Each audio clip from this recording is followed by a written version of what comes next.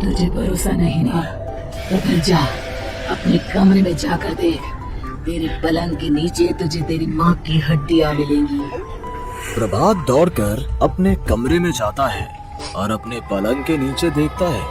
वहाँ पर सचमुच एक कंकाल पड़ा हुआ था और उसके शरीर पर जो कपड़े थे वो प्रभात की माँ के थे। क्या बात है, आज तो आप सुबह से ही बहुत बिजी हैं। ऐसा क्या लिख रहे हैं? बस एक फैमिली की कहानी लिख रहा था। जैसे हमारी फैमिली है ना, तुम, माँ और मैं, लेकिन थोड़े अलग तरीके से, क्योंकि ये कहानी हॉरर है और इसमें जो आदमी है ना, मैंने उसकी बीवी को मार दिया है। मतलब कहानी में ऐसा लिखा है। और जानती हो, उसके बाद जो बीवी है ना, वो एक बुरी आत्मा बन जाती है। क्या बेटा, इस तरह की डरावनी कहानियाँ क्यों लिखता है तू? जानता है ना, हम जो सोचते हैं, जो लिखते हैं, हमारा दिमाग पूरा दिन वैसा ही होता रहता है।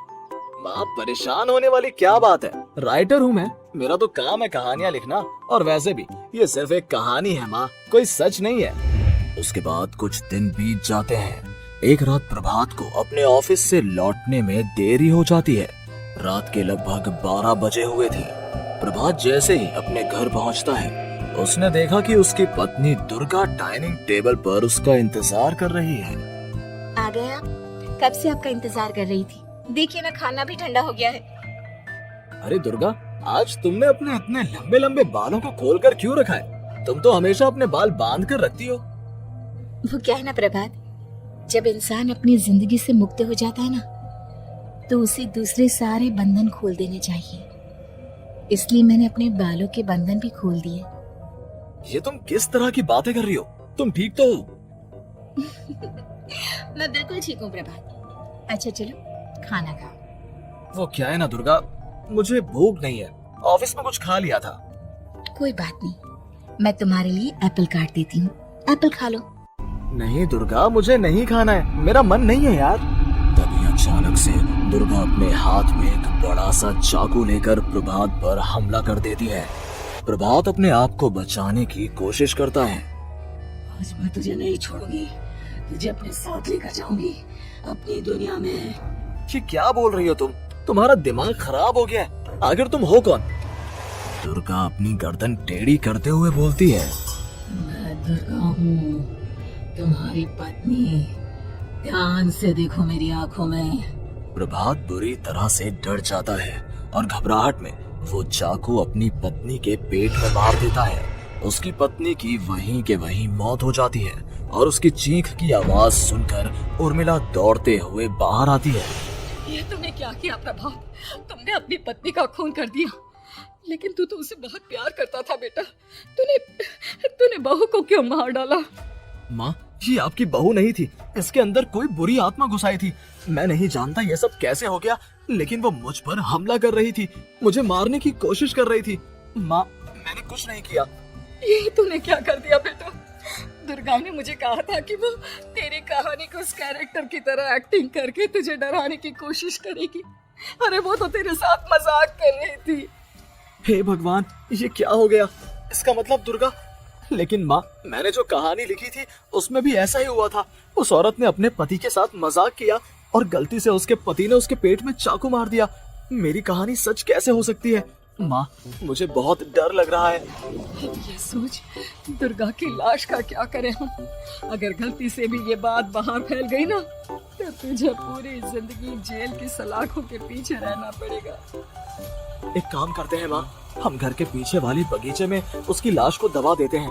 अगर कोई पूछेगा तो कह देंगे कि उर्मिला अपने मायके गई और फिर एक दिन हम भी अचानक यहाँ से कहीं दूर चले जाएंगे। कोई नहीं आएगा हमें पूछने, कोई नहीं आएगा माँ, बाद में जो होगा हम देख लेंगे।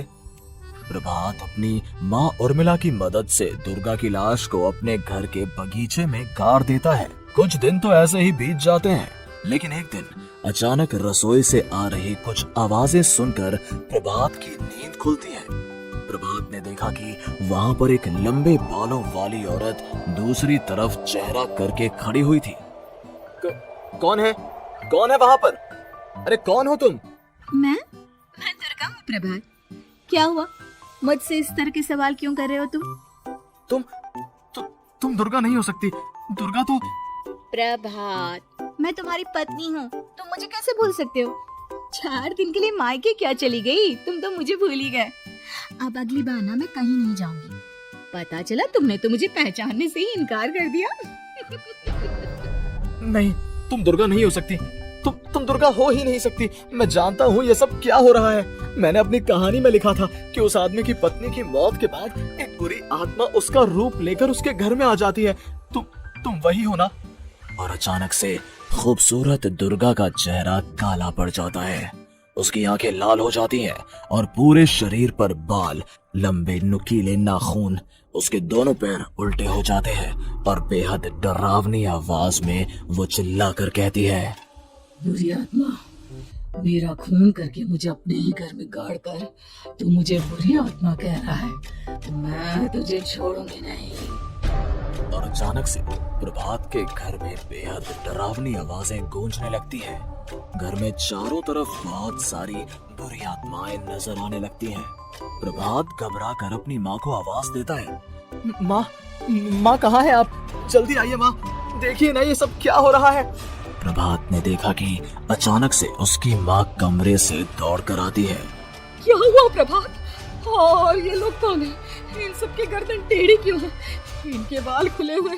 हाँ प्रभात, ये सब लोग तो मुझे मरे हुए नजर आ रहे हैं। हाँ माँ, ये सब लोग मरे हुए ही हैं और ये ठीक वैसा ही हो रहा है जैसा मेरी कहानी में हुआ था। लेकिन मेरी कहानी के हिसाब से तो आप भी। अचानक से उर्मिला का रूप बदल जाता है। वो भी एक डरावने साए की तरह बन जाती है और बेहद डरावनी आवाज में चिल्ला चिल्ला कर कहती है, मर गई तेरी माँ। जानता है, कल रात जब तू सो रहा था ना, तो मैंने उसके शरीर का सारा खून पी लिया। अब बस हड्डियां बची है उसके शरीर में। नहीं, ऐसा नहीं हो सकता। ऐसा बिल्कुल नहीं हो सकता। मेरी माँ नहीं मर सकती। तुझे भरोसा नहीं ना? तो फिर जा, अपने कमरे में जाकर देख। तेरे पलंग के नीचे तुझे तेरी माँ की हड्डियां मिलेंगी। प्रभात दौड़कर अपने कमरे में जाता है और अपने पलंग के नीचे देखता है। वहाँ पर सचमुच एक कंकाल पड़ा हुआ था और उसके शरीर पर जो कपड़े थे वो प्रभात की माँ के थे। माँ, अब मुझे कुछ करना पड़ेगा। लेकिन मेरी कहानी में लिखा था कि माँ की मौत मेरे हाथों से होगी, पर माँ तो पहले ही मर चुकी है और वो बुरी आत्मा मुझे भी मार देगी। नहीं नहीं, इससे पहले कि वो मुझे कुछ करे, मुझे उसका काम खत्म करना होगा। प्रभात अपने हाथ में बड़ा सा चाकू लेकर उस बुरी आत्मा पर हमला कर देता है जिसने प्रभात की माँ का रूप लिया हुआ था। और अगले ही पल वो नीचे गिर जाती है और उसके शरीर से खून बहने लगता है। ऐसा नहीं हो सकता। एक बुरी आत्मा के शरीर में तो खून होता ही नहीं है। तो क्या सच में मैंने अपनी माँ को मार दिया?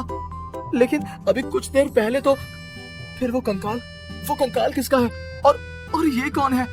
मैं पागल हो जाऊंगा। और अपनी माँ की लाश, इसका मैं क्या करूं?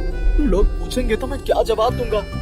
तभी वहां पर दुर्गा का रूप लेकर जो आत्मा थी उसने प्रभात से कहा, अपनी माँ को ले जाकर उसी जगह जहाँ तूने मेरा खून करके मुझे गाड़ दिया था, चला जा। घबराया हुआ प्रभात पागलों की तरह अपनी माँ की लाश को लेकर बगीचे में गाड़ देता है। प्रभात की हालत पागलों जैसी हो जाती है। वो अपने आप को अपने घर में बंद कर लेता है। कहानी के हिसाब से तो आगे ये हुआ था कि कहानी लिखने वाले ने उन बुरी आत्माओं से डरकर आत्महत्या कर ली थी। तो क्या मैं भी मर जाऊंगा? क्या मैं भी आत्महत्या कर लूंगा? एक काम करता हूँ, मैं अपनी कहानी का अंत बदल देता हूँ। हाँ, ये मैंने पहले क्यों नहीं सोचा।